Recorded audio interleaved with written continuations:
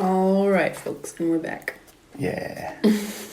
We were talking about the writing I have prepared for tonight, Mm-hmm. and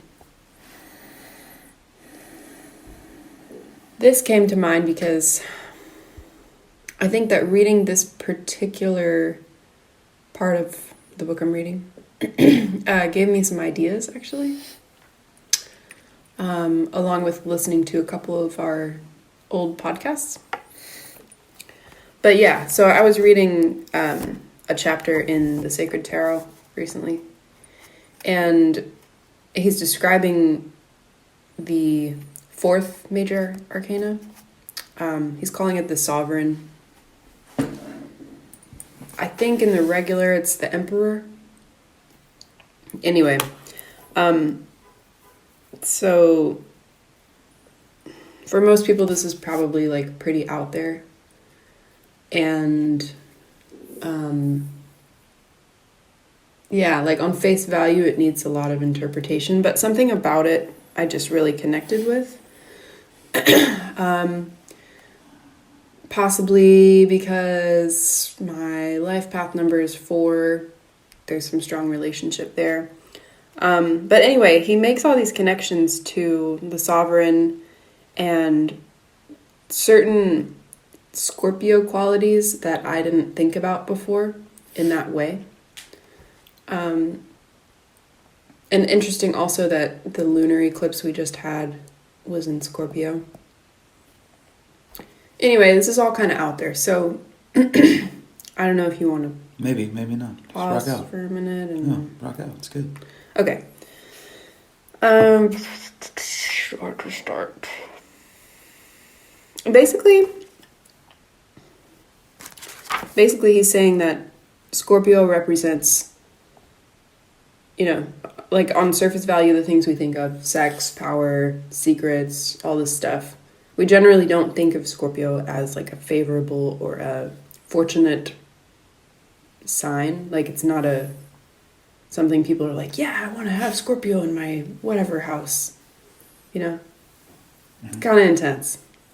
I mean, let me know when you want me to jump in. Please, anytime.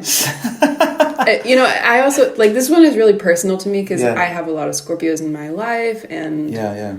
I think I have Scorpios somewhere in my chart. I don't remember where, but it seems like that energy has been around me growing up, and I've had to deal with it a lot. Yeah. But jump in, please. Well, yes, I mean,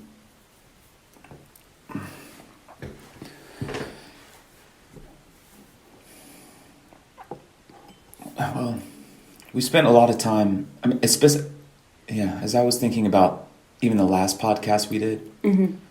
I kept stressing so much exoteric versus esoteric or whatever. Mm. And we've written a lot and have had a lot of conversations about or let me say it like this. One of my goals, for lack of a better word, has been or one of the reasons I've been interested in, writing and documenting conversations is to help, reinforce or just, add to the amount of literature on some of these subjects. Yeah. That's specifically designed for, or that are, commentaries of my own experience as, someone who's been very sincere in my investigations. Mm-hmm. We might call that. When you say sincere in your investigation, are you referring to the fact that you have sort of like searched high and low and investigated all types of different... That's what I mean. Okay. Thorough. That's something that I mentioned in my writing. Yeah. About a way for us to connect with just the idea of a lineage. Yeah. But I'm sorry to cut you off. Yeah. No, I mean, we use the language serious student. Yeah. Right? And in a way, it's like, we could say it, but it's kind of like I've talked about, it's like I'm a bartender or something. It's like you're really only that if other people like give you the stamp, the validation of that. Yeah. So anyway, it's like it is let's just say serious student, like, or it's like, what's the difference between a student and a master? Mm-hmm. It's like there's no real line that makes it so. No. Necessarily. Well, I'm saying. Okay. Right? It's like you graduate, you refine, you get more refined, you get more refined, you get more refined, you get more refined. Let's say a student of fashion design. Let's say. Mm-hmm. Right?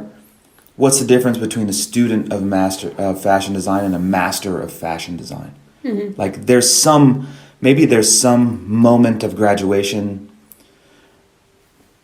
Yeah. Like, or even there's small moments along the way when you learn something really cool and really important. Yeah, but it comes out of learning is my point. Yeah. Right? It's not like there's someone that comes and confers the title on you. Mm. We might say that in a spiritual sense, if we're being 100% honest about spiritual pursuits, that moments of revelation, like significant ones, big time, realization with a capital R, communion with a capital C, those are instances wherein one may actually receive some type of validating stamp. Mm-hmm. Or it is called, we do translate it as the Great Seal. Mm. Not only a sealing as in binding together, like sealing, when you think about sealing something shut, mm-hmm. all of the space is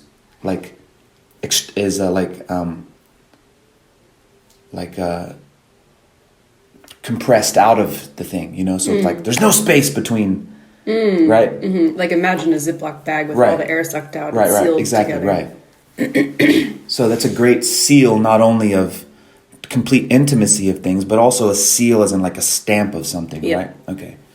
Can I pause real quick? Sure. Just to jump in and say that, to come back to what originated this thought in the first place, he's saying that this particular tarot, I don't want to call it a card because it's really a symbol. Number 4 represents realization. Like that is the exact word that's used. Okay. So we're on the right track. Yeah. Yeah. So excuse me. Sorry. So I'm just saying, it was a goal of mine to add,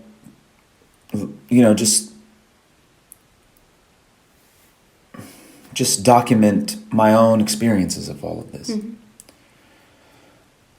Like traditionally, those would be called commentaries, let's say. Sure. So,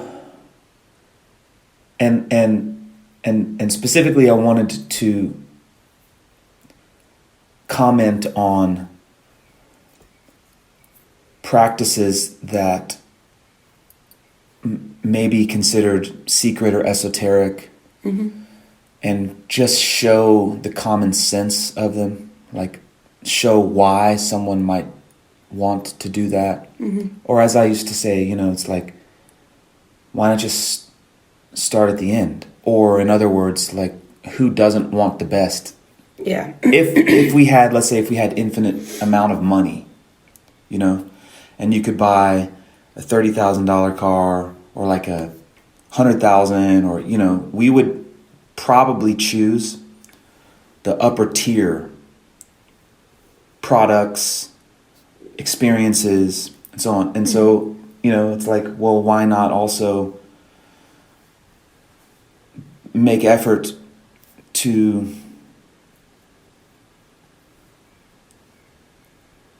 I guess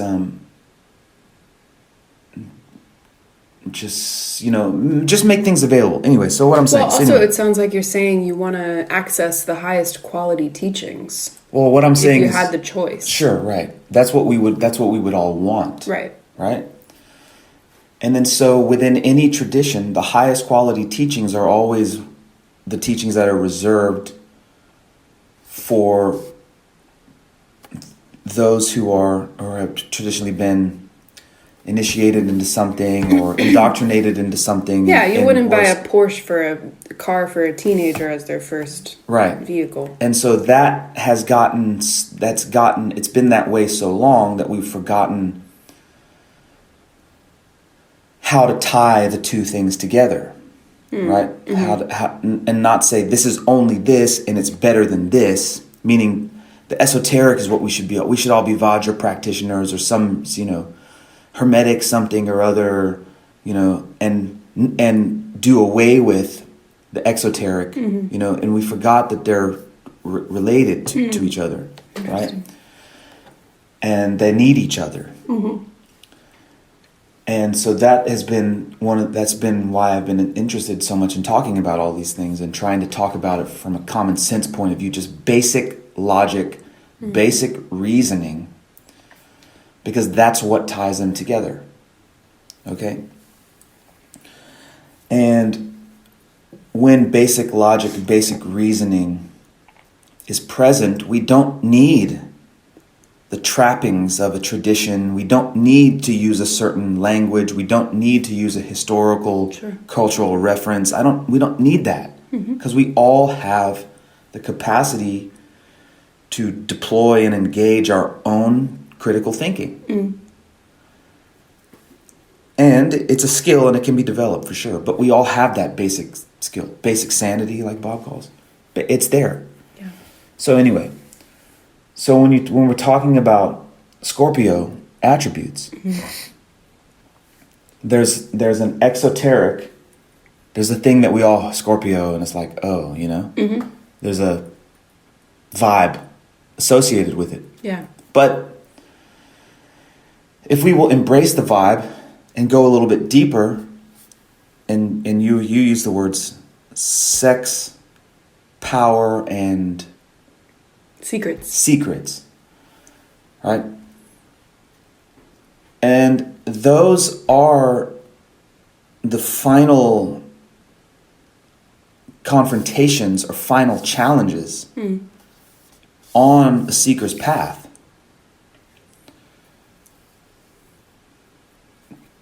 Or as we've said before, our goal is to learn to manage the gift of life that's happening through us. Not to distort it and not to suppress it, but to understand that the fundamental design is perfect. The fundamental design is perfect. It's our interpretation of the fundamental design that causes our problems. So let's take sex for example. If there is no sex, there is no proliferation of life. Yeah. And therefore, it is a blessing. It is an inherent gift. The energy of that, the principle, the rule of that. Right? It is a necessary, like one of the final necessary components to our maturity. Power, the same way violence. Before you go into power, can I just jump in really quick on the sex thing? Because in the book, he actually takes it even further and presents it in a way that I didn't think about before, which is that he's basically saying, like, sex is behind everything. If you interpret sex as polarity, so what happens when there are two opposing poles that sort of come into contact or something like that? There's an energy that's generated. Like, we know this from machines and different type of electrical mechanisms. Like, you have to have a disparity in the electrical charge for something to move. Sure. So from a scientific perspective, that, like, you could call it a sexual mechanism, is behind everything that lives or moves. Sure. That we can conceive of. Sure, and not only polarity, but just a,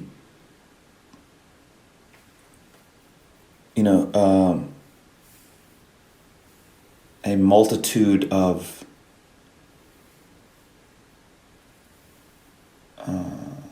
sorry, my brain's not 100% on yet. But anyway, the point is, things are constantly, when we think of sex, the obvious next, like, the obvious byproduct of that, unless there's something introduced to disrupt the obvious byproduct, is procreation. Mm-hmm. In other words, creation. Yeah. In other words, there's a creative energy mm-hmm. from which everything is happening. Right? So it's not only the human experience is a gift to the human experience, but the nature of life itself is generative. Yeah. Right? And it's not only generating one thing, it's generating this infinite variety of things. Mm-hmm. And it's infinitely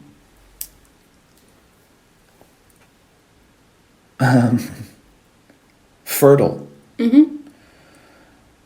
And so that is a mystery, a meditation, a challenge for us to learn, mm-hmm. not only to manage the obvious meaning of the word sex and the energy, but to also ourselves become generators, creators. Mm-hmm. Yeah. You got more on that? Well, no, I mean, that statement naturally leads into the second one about power. It's like, okay, if you generate all of this energy or all of this creative force, but you don't know what to do with it, then that will lead to power misdirected. Yes. To destruction, actually. Yeah. Power, in other words, when we think of power, like, we think of who's in charge. Mm. And we think of who's making decisions. So this is about directing the energy itself. Yeah. Right? So, which is exactly what a sovereign is doing. Yeah. Like, it's the director governing. Yeah, exactly. Deciding. Yeah. Right? And by definition, when you decide, or by definition, as we've said a lot of times, when you create, what you're doing is you're dividing shit. Right? You're saying no to shit. Mm-hmm. Meaning you're being violent. Mm. You're drawing a line on the piece of paper. Mm-hmm. Right? You're not blending things together. Mm-hmm. You're not unifying opposites. You're not blending. Mm-hmm. Right? You're saying, no, this is this. I'm creating a distinction between that and this. Mm-hmm. So you can think of them as, again, or in the Matrix, right? It's like the architect is trying to balance the equation all the time. And the oracle's trying to unbalance the equation all the time. Is a way to think about, these are fundamental, the nature of the design, or as we used to, the Trinity, as a way to think of, or let me say in other words, the Trinity, the three, what do we call them? Anyway, the Trinity as a symbol represents the final challenges on our journey as serious students. We have to come to terms with the nature of the design, the nature of our design. Mm-hmm. And the way to do that is to begin a serious consideration of, an exploration of, an experimentation with sex, meaning generation, merging, blending, dissolving boundaries. That's what it means. Power, in other words, decisiveness, erection of boundaries, balancing equations, making shit perfect, orderly, or whatever the fuck. So there's an immense tension between those two Correct. activities. Yes. And then the third is secrets, right? And that's also, in itself is like the mystery of mysteries. You know what I'm saying? But we have to come to terms with go face to face with the mystery itself, the secret itself.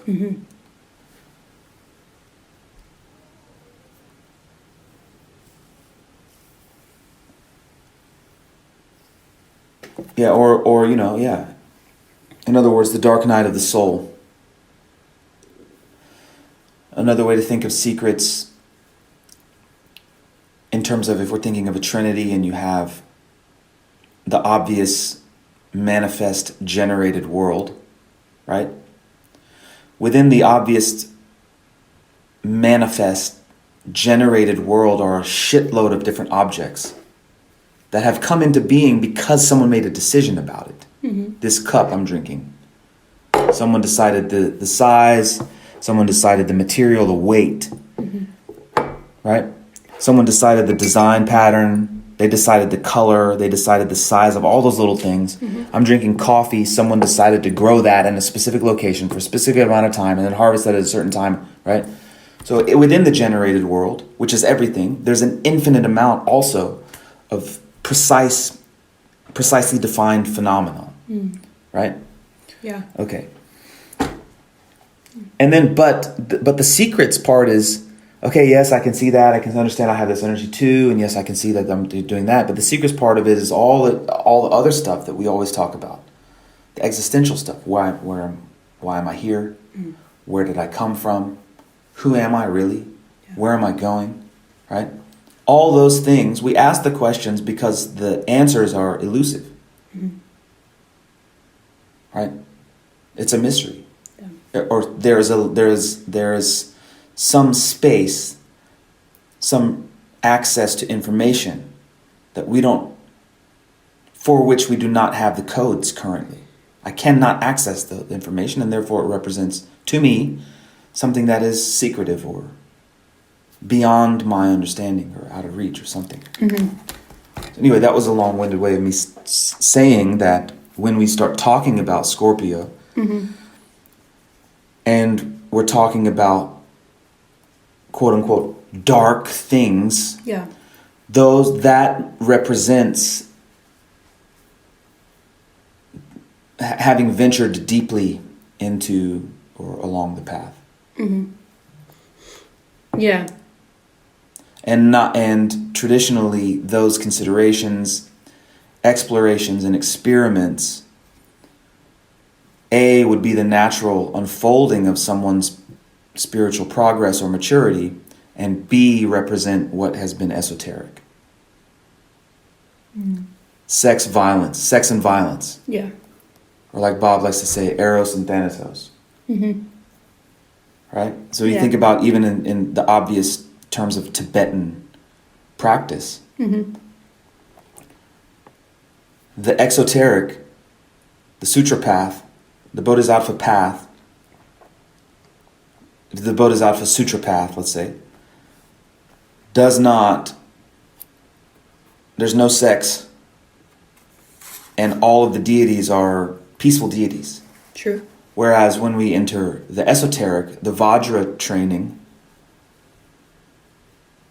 the yogas there are sexual yogas, and the deity identity generation exercises are often wrathful. They're wrathful because they understand the immense opportunity of the now, and therefore they're not willing to wait. Their patience is not a virtue in Vajra.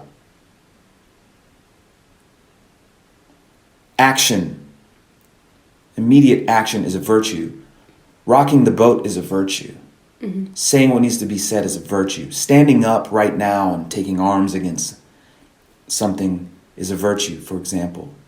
Yeah. And all of those things require the person acting to identify the opportunity, first of all, to make a move, and then to know exactly what will be the most helpful, the most useful, the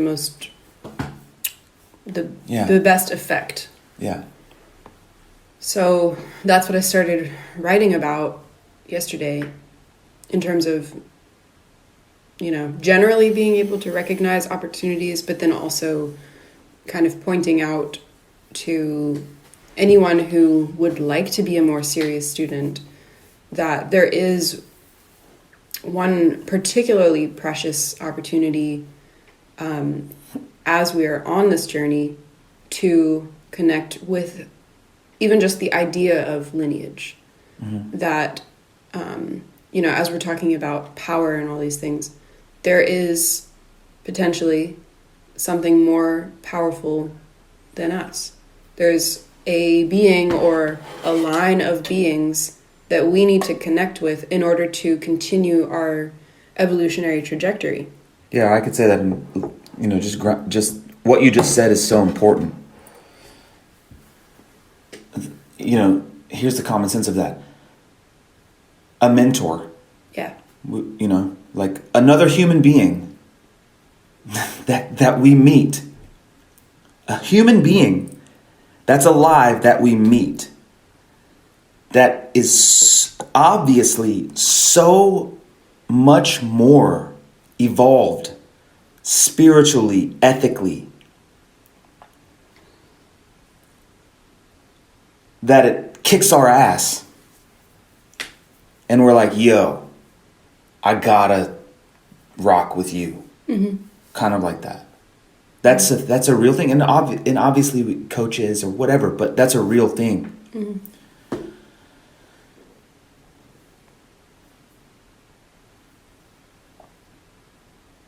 Sorry to throw you off, but it's important. What you were saying was so important. I just wanted to elaborate. Yeah, it is, and there's so much to say about it. Like, there's so many angles to think about it, whether it's common sense terms or, a more, like, I don't know, there's more out there perspectives to approach it from. Yeah. And honestly, so reading this book, Sacred Tarot, is kind of one of those out there things relative to most of everything else we talk about. But for me, the process of reading this book it's sort of like a way for me to do the thing that I described in my writing. Like, looking at old traditions, especially if you're someone who, kind of has a natural, revulsion toward anything old, or, you just want to make shit better and more contemporary and more accessible. Like, why would you go consult the ancient things? Like, that's all kind of dead and crumbling, right? But there's something I notice when I go back to old things or old ideas, or, even just decrepit old religious ideas. If you approach it the right way, often you can unlock some universal principle or some sort of essential truth that is sort of lurking underneath all of the formalities and the dogma and all that stuff, that there was once an origin of inspiration for the ideas that have sort of crumbled over time. And so when we go back to those things, whether it's really, kind of almost in the foo-foo domain of this stuff or whatever, it's like you can start to see certain things that are useful. Well, let me also just say that the foo-foo domain, it's like yoga is approaching foo-foo domain. Mm-hmm. Then when we've talked about, a water, like if I were to drop water into a still pool, the initial pulse would carry greater force than, let's say, 2 feet distance from that pulse. Mm-hmm. Things get watered down over time. Yeah. That's just the nature of shit. Mm-hmm. So there was a point in time where the radicals, the rebellious ones, would have been using something like the book that you're holding. Mm-hmm. It would have been used as a reservoir for like a high level of potency, or just like the focus, the spiritual focus would have been encapsulated by something like the book you're holding. Yeah. And now over time, just like, you know, let's say a pyramid, there was a point, the Great Pyramids, there was a point at which it was fucking perfect. Mm. You know, it was newly made, bang, freshly minted, you know? And then over time it is decaying. Mm-hmm. Yeah. And there was a point at which, when it was being constructed and when it was first made, that whomever was operating it, using it, would have known exactly what they were using it for, mm-hmm. would have gotten the benefits of it, and so on. Yeah, and if we go back and study the pyramids, what they represent, try to understand the context around them, then we can potentially unearth something valuable. Yeah. Yeah. So as I'm reading this, it seems to me that what is being described is sort of a map. And, at least in the writings that I've been doing for the Sunday services the past few weeks, all I'm talking about, or all I'm trying to help us think about, is where we are starting, where we are now, and where we're going. And those two things fundamentally are like helping us position ourselves on a map of life, so to speak. Mm-hmm.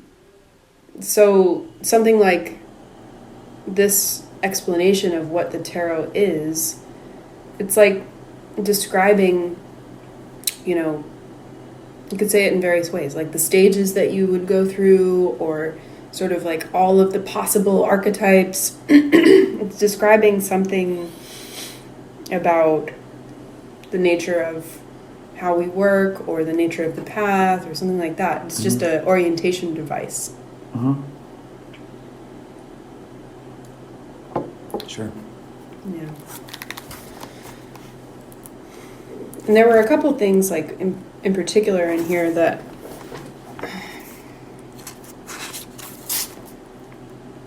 maybe I can pull out.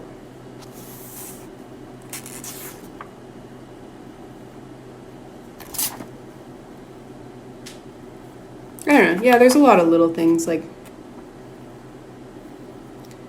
in magic, Arcanum 4 reveals the principle of realization. This implies the expectant attitude and the preparation after the energy has been released to provide for that which is to be fulfilled.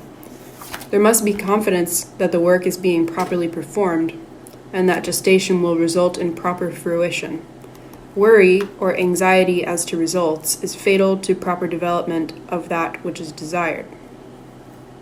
Yeah, or in other words, if you really want to become enlightened, stop trying to become enlightened and focus on exactly what you need to do today to manage what you are and practice. Yeah. And by definition, it will happen. Mm-hmm. So this is why I'm always saying also that before we practice, we should be 100% clear about the theory. Yeah. We should have gone over and over and over and over and over again the reasoning and see so clear, okay, like, yeah, I can't find any type of, I cannot argue with the reasoning of this. Mm-hmm. And I tried. So as best as I can tell, it must be that way. Mm-hmm. In the same way that if I were to pick up the phone and drop it on the ground right now, I wouldn't bet money that it's going to stay levitating in the air, right? Yeah. So if I were to plant a seed, an apple tree seed, whatever, in super healthy soil in the exact right environment, and do exactly what is needed to make it grow, if I knew how to do all of that stuff, mm-hmm. I wouldn't bet money that it's not going to produce, it's not going to grow. Yeah. It's like that. Mm-hmm. Mm-hmm. This is what happens. And also, if I had met someone, another human being, who can lay out for me the theory in a way that I can't argue and can attest, I have personally done these things. Before I did these things, I was trash. If I'm doing something that you admire, it's because I did the exercises. Yeah. Something like that. Mm-hmm. And then that gives the student the necessary lift. Like, that's the way to do it. Mm. Mm-hmm. Or I'll give you another example. And I mean, I think this has been great. I don't think we need to keep going like crazy, but yeah, give you another I have example. one other idea to bring up. So, as I've been thinking about how to staff a restaurant and doing interviews and, hiring and all of that, mm-hmm.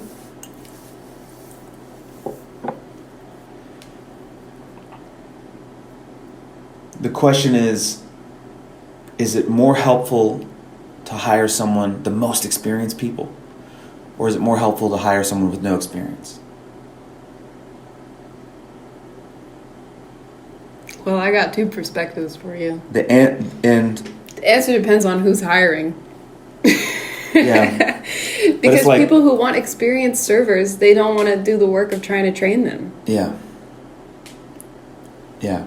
But the point I'm making is that if we're 100% serious, if we're like 100% serious about the path, quote unquote, yeah, then our managers, our mentors, are going to require us, if we're experienced, they're going to require us to become inexperienced. Mm-hmm. Meaning, we have to let go of all of our bad habits, all of our, preconceived ideas of what it might be like or not or whatever. Yeah. And go all the way back, and regardless of where we are, come back to the foundation of reasoning.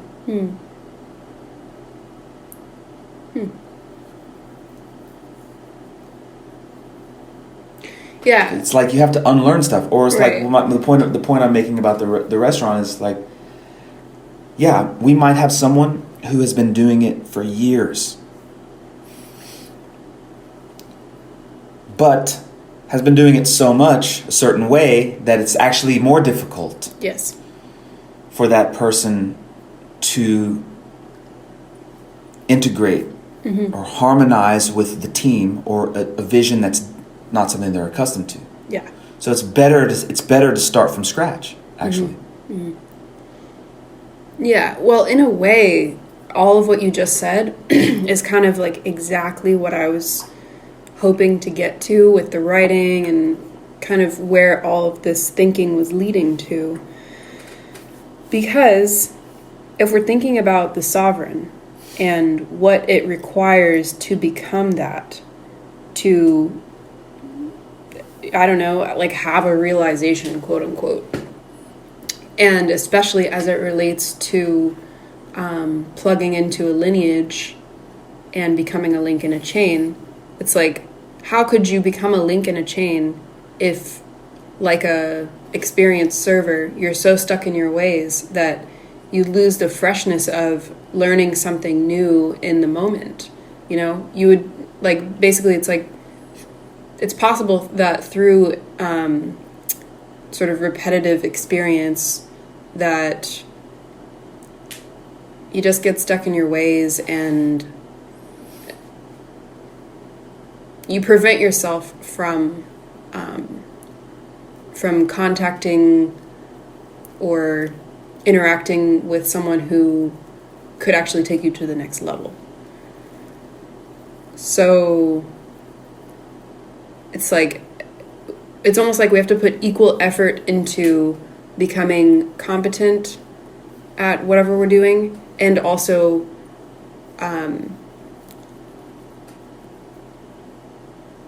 keeping an attitude of not being experienced, like maintaining an attitude of like openness to learn. And it's almost like those two things require the same amount of effort. Coachability. Yeah. And even like when we describe like in the core principles, the preciousness of everyday life, basically. Yeah. Precious human life. One of the ways that you describe it is that every single moment, the conditions are different. So every single moment, there's a different set of variables in the equation.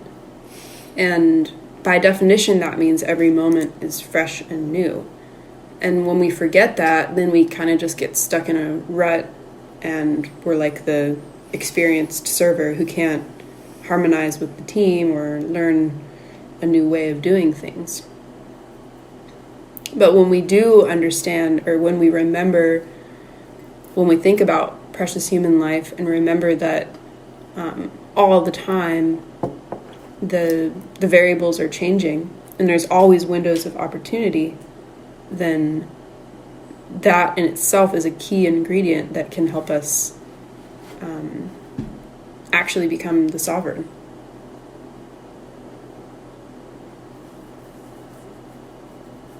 What? I do have one more thing, because you were talking about esoteric and exoteric in the beginning.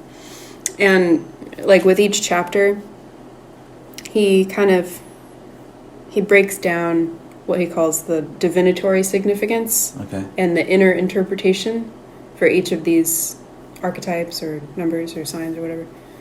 And to me, when I read that, I think about sort of the exoteric meaning and the esoteric meaning and how they relate. And for this one in particular, I thought it was interesting.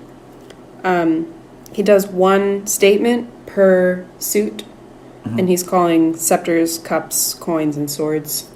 Slightly different than like the regular thing, but anyway, there's 4 suits. So he says the divinatory significance of the 4 of scepters is a legacy. Its inner interpretation is rulership. The divinatory significance of the 4 of cups is an increase in the family. Its inner interpretation is resourcefulness. The divinatory significance of the 4 of coins is money received through a partner. Its inner significance is originality. The divinatory significance of the 4 of swords is remorse for past action. Its inner interpretation is determination. So there's probably a lot of ways that you can interpret these, but in particular with this one, I started to notice it's almost like what he's saying is the inner interpretation is almost like the cause of the other thing. So for example, the first one, the divinatory significance of the 4 of scepters is a legacy. Its inner interpretation is rulership. That made me think of like a king, you know? And so, back when there were actually monarchies governing different areas of the world, the king was the ruler and, oversaw the land, governed the people, blah, blah, blah. And there was some quality about that leader that, either made them a great king or not a great king. Sure. And you know, that king only had a certain lifespan. And when he passed away, then maybe his son would become king. And so if he had done his job well of training the next king, then sort of the legacy of rulership would continue. But rulership, you know, I'm using that word because that's what he uses here. Rulership, aka the ability to lead or govern constructively, is an inner quality that is the cause of the outer quality, or the outer expression of legacy, of, you know, of a good king lineage continuing, something like that. And it's the same with resourcefulness, originality, determination. Like, you know, they're saying 4 of Cups is an increase in the family. Well, doesn't it seem like resourcefulness is the inner quality that would produce some sort of abundance for family life? Like, think of a family who's like not doing that great, or they live in a poor area, but maybe the mom or the dad has a great idea, or they somehow like learn to work with what they've got, and they make a bunch of money off of it and can support the family, something like that. It's an inner quality that produces that. Yeah. So, or you could also call it an aspiration or something like this. Yeah. Yeah. Yeah. A wish, a drive, want. Yeah. Something that is necessary. Yeah. So I'm just sort of seeing that as a key to interpret the relationship between esoteric and exoteric. That they're not divorced from one another. They're not, one is not more important than the other, but it's almost like when we can understand that the inner quality is what gives rise to the expression of the outer, then that's helpful, step 1. And step 2 is like the outer events and circumstances give us an opportunity to develop inner qualities, and so there's this back and forth. Like that. Yeah. That's good. Yeah. That was all? It's good. I think the determination one is important because the divinatory... Yeah, the divinatory significance of the 4 of Swords is remorse for past action. Yeah. And then it's saying inner interpretation is determination. Yeah, so we aspire to get better. And it's our actions and reflecting on what was successful and what wasn't that helps us do that. You know? Aspire meaning we're determined. Yeah. I don't want to keep being an idiot anymore. I want to make it right. Yeah, I don't want to be an idiot anymore. And what helps me do that? By remembering what the fuck remembering how I fucked up. And also thinking about how things get fucked up. Yeah. Yeah, right? So, anyway. Yes. Yeah. Cool. Thank you. No, that was great. Thank you.